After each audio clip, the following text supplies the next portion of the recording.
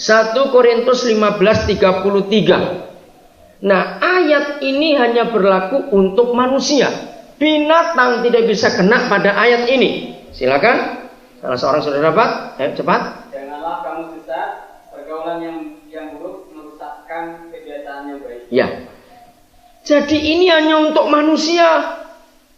Binatang nggak bisa kena ayat ini. Anjing tetap anjing walaupun kumpul babi. Ayam tetap ayam walaupun kumpul bebek. Dan seterusnya. Tidak akan terpengaruh mereka. Tapi manusia sangat terpengaruh oleh lingkungan pergaulannya. Jelas sekarang saudara? Nah, dari pergaulan itu muncullah sifat yang berbeda-beda. Tetapi Alkitab mengajarkan kita. Nah, manusia dibentuk sejak dalam kandungan. Kita lihat sekarang Yesaya 43 ayat 18. Saya berikan kebenaran ini. Roh Kudus tolong kami. Yesaya 43 ayat 18. Firman-Nya, janganlah ingat-ingat hal-hal yang kapan? Yang dahulu. Dan janganlah perhatikan hal-hal yang dari zaman purbakala. Nah, pertanyaan saya begini. Saya tahun 78 dapat wahyuan ayat ini. Waktu saya mimpin sebuah retret anak-anak remaja. Tiba-tiba saya lihat anak-anak itu nakalnya luar biasa. Terus saya itu berdoa, Tuhan saya nggak bisa ngajar, saya nggak bisa khotbah. Ini anak-anak remaja. Dari 6 SD sampai kelas 2 SMP. Waduh saudara. Nggak bisa diam, ribut. Nah, saya berdoa, Roh Kudus berikan saya firman. Tiba-tiba ayat ini muncul. Saya pikir apa hubungannya dengan anak-anak remaja? Mari kita lihat mengapa papa kita menggunakan 2 kata waktu yang berbeda. Kata waktu pertama hal-hal yang dahulu, kata waktu yang kedua dari zaman purbakala. Nah, saya mau tanya, dari 2 kata waktu ini mana yang lebih lama? Purbakala. Nah, lalu saya menyelidiki dalam firman Tuhan. Ingat seperti kemarin cara Pak Yesaya Sunarso, saya selidiki sampai bertahun-tahun saudara. Apa bedanya hal yang dahulu dan zaman purbakala? Ini kenapa?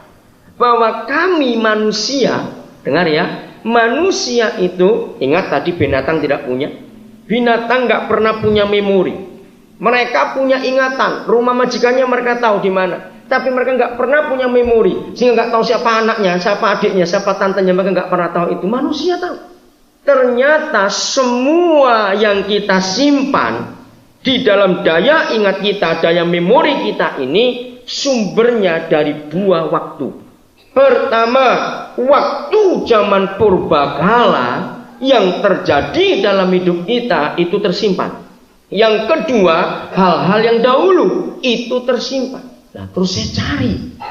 Kalau disebut purbakala, itu berarti waktu yang gak bisa dideteksi terlalu jauh. Kapan itu?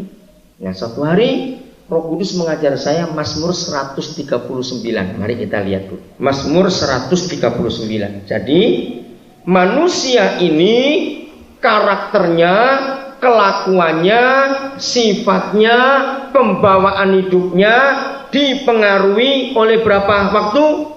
Ayo, berapa waktu? 2. Kapan dan kapan?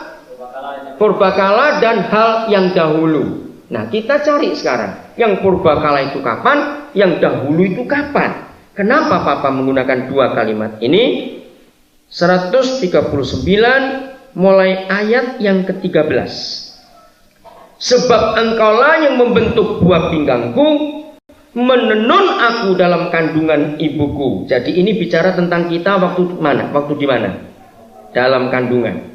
Jadi kamu siap nanti pasti ada yang tanya soal sainsnya, ilmu pengetahuannya. Nah, salah seorang anak saya ini dia lagi kuliah S2 untuk ilmu jiwa. Biar nanti saudara tanya dan kita akan diskusi walaupun dia belum selesai sekarang ini. Ayat 14. Aku bersyukur kepadamu oleh karena kejadianku dahsyat dan ajaib. Ajaib apa yang kau buat, dan jiwaku benar-benar menyadarinya.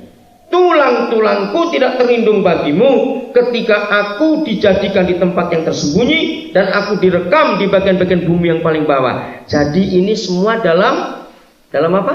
Kandungan. Nah, ayat yang berikut. Matamu melihat selagi aku bakal anak. Embrio, janin. Kalau ada orang Jawa ada istilah jabang bayi. masih dalam kandungan, mata Tuhan melihat. Terus dalam kitabmu semuanya tertulis. Hari-hari yang akan dibentuk sebelum ada satupun daripada. Saya mau tanya kepada saudara, ketika manusia masih dalam kandungan, sudah bisa dihitung umurnya berapa belum? Tidak bisa, bukan? Umur kita dihitung setelah kita lahir.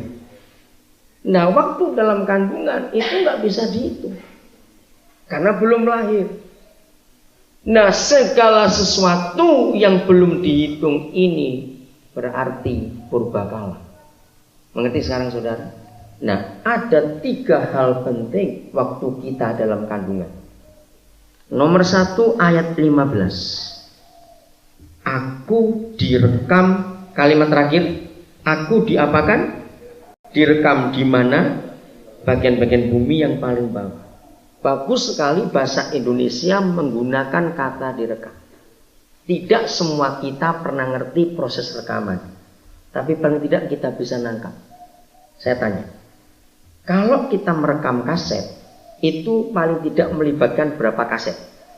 2. Yang apa dan yang apa? Ayo cepat. Yang apa dan yang apa? Yang berisi dan yang kosong. Berarti yang kosong ini mau diapakan? Mau diisi oleh yang sudah ada isinya. Saudara, tidak ada kitab suci agama apa saja di dunia kecuali kitab suci agama Kristen yang memberitahu semua bayi yang sedang dikandung oleh ibunya, ternyata itu papa sedang merekam kaset itu. Wah, ini luar biasa. Berarti semua manusia waktu masih dalam perut mama itu kaset kosong, direkam di bagian-bagian bumi yang paling bawah. Lalu saya tanya waktu itu, kalau begitu kaset yang ada isinya itu siapa? Pernah mikir gak? Siapa bisa jawab? Siapa? Lalu kita diisi karena kosong. Ini siapa? Tuhan. Amin. Betul. Jadi sebetulnya semua manusia di dunia waktu dalam kandungan seorang ibu itu maunya karakter, kelakuan, sifat Tuhan yang masuk dalam kaset kosong itu karena direkam. Lalu kembali perjanjian lama banyak tokoh. Saudara ingat Sarah, ingat Rebeka, ingat mamanya Simson dan semua.